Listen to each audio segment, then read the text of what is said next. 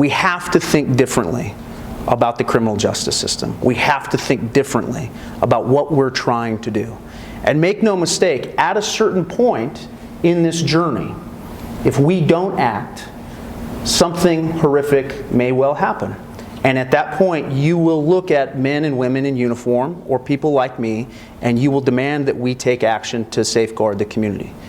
But you will never live in a safe community if you're looking for the mayor and the police department and the prosecutors to have the resources and the tools that we need, because we are the most expensive and least effective form of intervention for public safety. Public safety begins in rooms like this. And we have to start embracing that idea fundamentally. I'll show you some statistics. You'll get more information on this, I'm sure, from real experts today about the profound impacts of adverse childhood experiences. And for those of you who don't specifically work in this field, these are some of them. Economic adversity, obviously, substance abuse, sexual violence, an incarcerated parent. These things early in life have a profound impact. 27.8% of the kids in the state of New Mexico have 2 or more. But look at what happens for the kids in incarceration. 86% have 4 or more. That's statewide.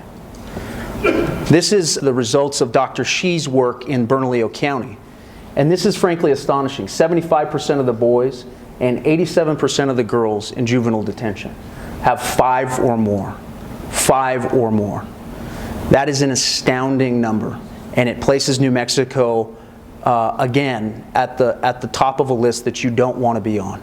If we don't get a handle on this and make investments here, we won't fundamentally achieve the goals that we're trying to achieve.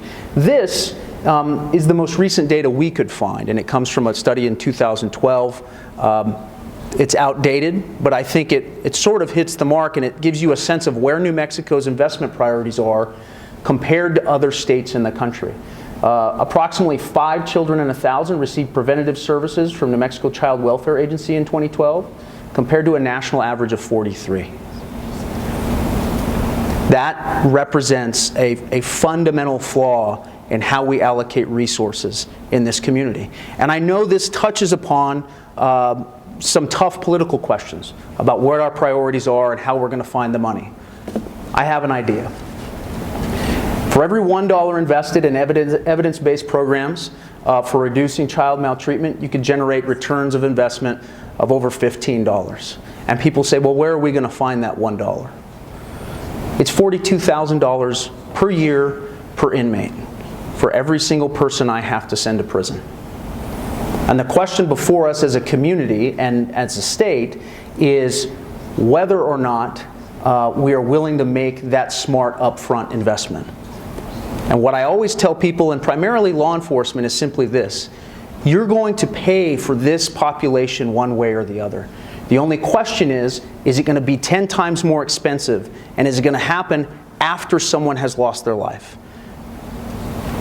And more importantly, not just one life, but usually 2, because it's the life that was taken by violence and the life that was taken by imprisonment. That is an enormous waste in human potential. And I can tell you from my experience day in and day out inside the district attorney's office, nothing is harder than sitting across from a family member and trying to explain to them what happened. And the number one question I get is why? And usually the only answer I have is I have no idea. It's a unique and sad but preventable confluence of events and trauma that went unaddressed by society for years and years and years. $171 million for the Albuquerque Police Department, $300 million for DOC, $600 million in New Mexico public safety expenditures. That's every year. The money's there, it's just being spent in other places.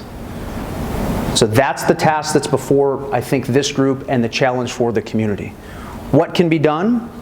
I want to highlight a couple of programs inside the district attorney's office right now and take this opportunity, since you're all in a room, to encourage you, please, to work with our office on some of these initiatives, because I think we've found a way to at least begin a conversation on how to formalize what we all care about.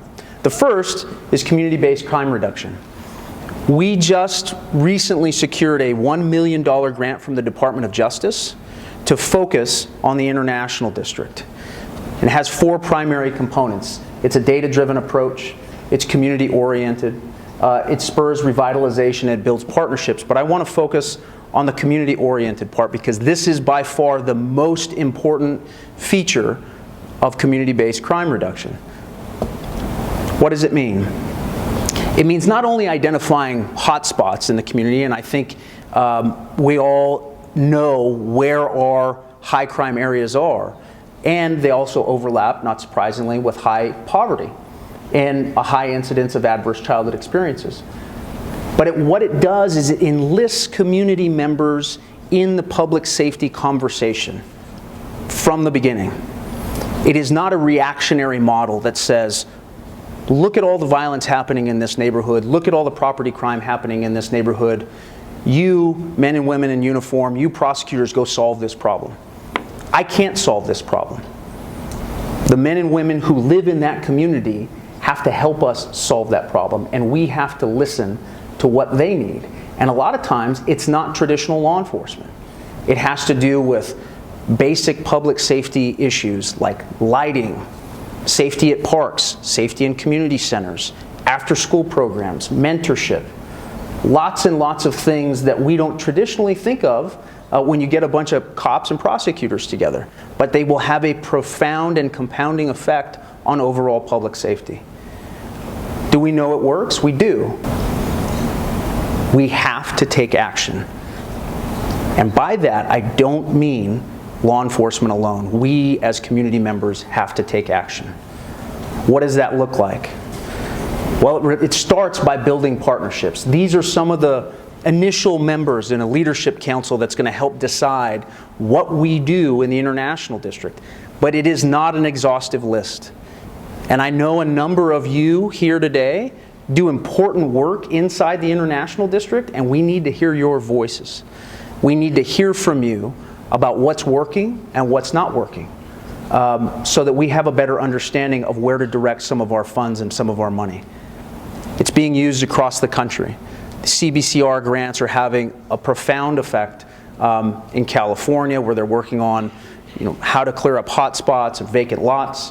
Los Angeles, they're working on after-school skills development and mentorship programs, gang violence and reduction.